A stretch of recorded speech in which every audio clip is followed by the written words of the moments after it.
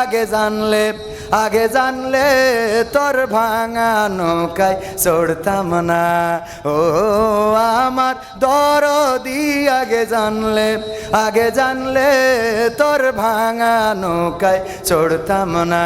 ভাঙা নৌকায় চড়তাম না আর এই বিপদে পড়তাম না। ওরে মাইরে মুরে বর্ডারে পাঠাইছে দেখার লোক তো পাইলাম না। আগে জানলে এই তার কাটাই ধরা খাইতাম না। ঠিক না বেঠে ভাইয়েরা আমার? ও আমি তো গান গাচ্ছিলাম, এত ওয়াজ করলে হবে? শুনেছি আগে নির্বাচনে লাগতো টাকার নোট, দেখেছি আমি ভোট করিতে লাগেনি কোনো ভোট। ভোটের আগে পাশ হয়েছে মন্ত্রী মিনিস্টার, লাগেনি মিছিল, লাগেনি মিটিং, লাগেনি তো পোস্টার। নির্বাচন কমিশন ছিল ইন্ডিয়ান কোন যন্ত্র। কেমন গণতন্ত্র ছিল, কেমন গণতন্ত্র, গণতন্ত্রের আড়ালে ছিল রয়ের ষড়যন্ত্র। কেমন গণতন্ত্র ছিল, কেমন গণতন্ত্র, গণতন্ত্রের আড়ালে ছিল দাদার ষড়যন্ত্র। বিরোধী দল যারা সংসদে ছিল তারা ছিল পোষা ময়না, দেশ জলে পুড়ে হয়েছে ছাই তবুও তো কিছু কয় না। বিরোধী দল যারা সংসদে ছিল তারা ছিল পোষা ময়না, দেশ জলে পুড়ে হয়েছে ছাই তবুও তো কিছু কয় না। শাসনে ছিল না সততা নিষ্ঠা, বিচারের ছিল না মান, সংসদে বুঝি তাই শোনা যেত মমতাজের গান। শোনা যেত না? আরে কত তেল, সংসদে কত গান শোনায়েছে। আর আমার মাননীয় সাবেক প্রধানমন্ত্রী জননেত্রী চলে গেল, তোর মনের তো একটা দুঃখের গান গাওয়ার দরকার ছিল না অন্তত?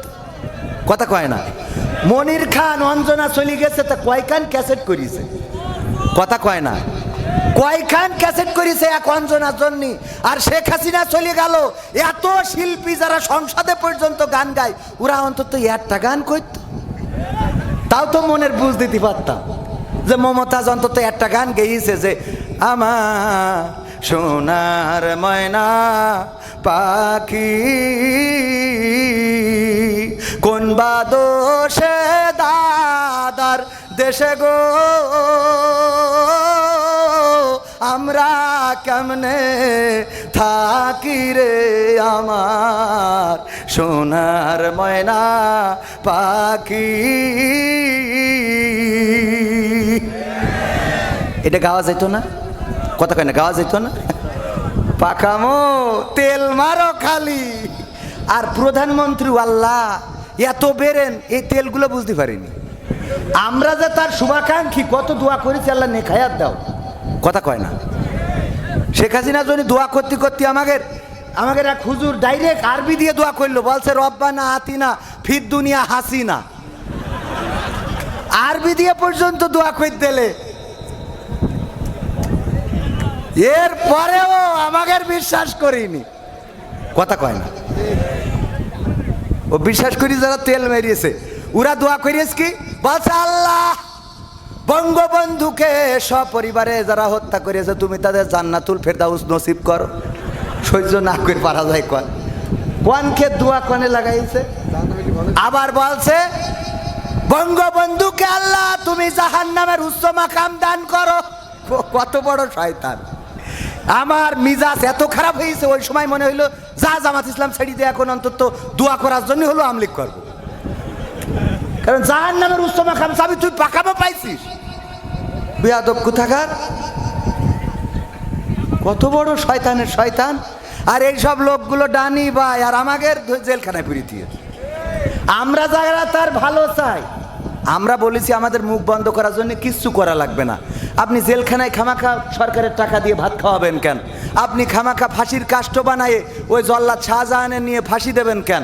আপনি খামাখা মিজানুর রহমান আজহারির দেশতে তাড়াই দেবে কেন? মামুনুল হকের ধরে রাখতে হবে কেন? আমির হামজার জেলে ভর্তি হবে কেন? সাইদির ইনজেকশন দিতে হবে কেন? মুজাহিদির ফাঁসিতে ঝুলাতে হবে কেন? কাদের মোল্লার ফাঁসিতে ঝুলাতে হবে কেন? আলেম উলামার নামে মামলা দিতে হবে কেন? কবরে যারা আছে ওদের নামে কেস দিতে হবে কেন? এত কষ্ট কিচ্ছু করা লাগবে না, খালি একটা কাজ করতে হবে। একটা কাজ। কয়টা কাজ? কয়টা কাজ? সহজ জিনিসটা বোঝে না। কি কাজ?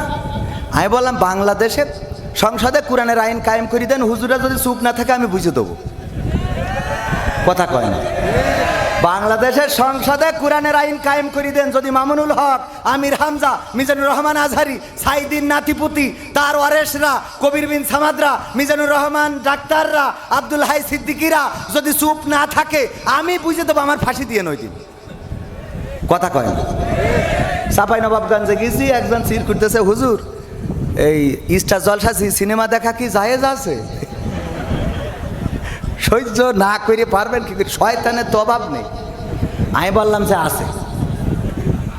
ঠিক বলেছি তো? কয় না, এ বোঝেও না। একদম ডাইরেক্ট কুরআন হাদিস থেকে উত্তর দিয়ে দিছি পাগল। বললাম যে আছে মানে কি ডবল ঠিক, আপনার জন্য জায়েজ, তবে যদি মানসিকভাবে আপনার নিয়ত থাকে যে আপনি জাহান্নামে যেতে চান, তাহলে জায়েজ না হারাম? আপনার নিয়তি হইলে জাহান্নামে যাবেন, তাই স্টার জলসা দেখবেন না তো কি আপনি পিস টিভি দেখবেন? কথা কয় না। আপনার নিয়ত যদি হয় জাহান্নামে যাওয়ার, তাইলে আপনি স্টার জলসা কেন, ওর সাথে আরো যা আছে লাল নীল বেগুনি সব দেখেন। আর যদি আপনার নিয়ত হয় জান্নাতে যাওয়ার, তাহলে স্টার জলসা দেখা তো দূরের কথা, বরং কি করে বন্ধ করা যাবে সেই চিন্তাটাই করা লাগবে। কোন ইমাম আছে হক কথা বলে না, আর কোন মসজিদ আছে হক কথা বলা চলে। কথা কয় না।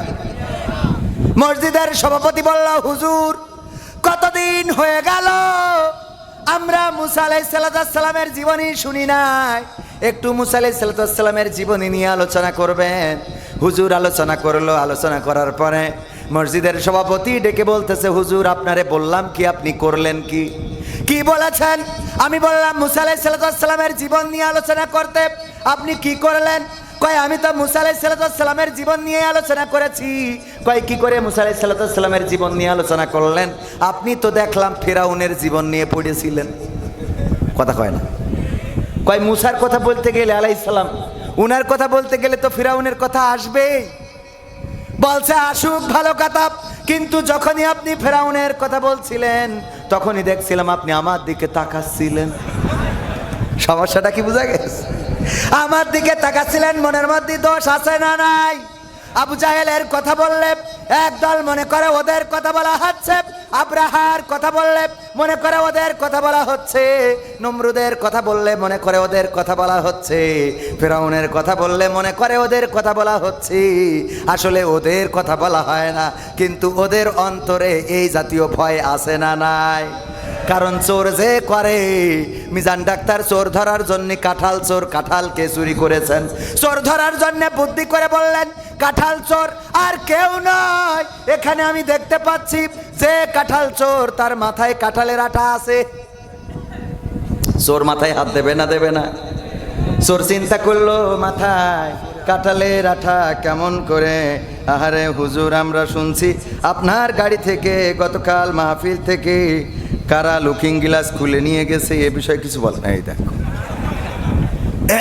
কালকে আপনাদের খুলনায় ওয়াজ করলাম, খুলনায় বাস্তহারা, ওখানে তো বাস্তহারা যেখানে সেখানে তো একটু কিছু হারাইতেই পারে, ঠিক না?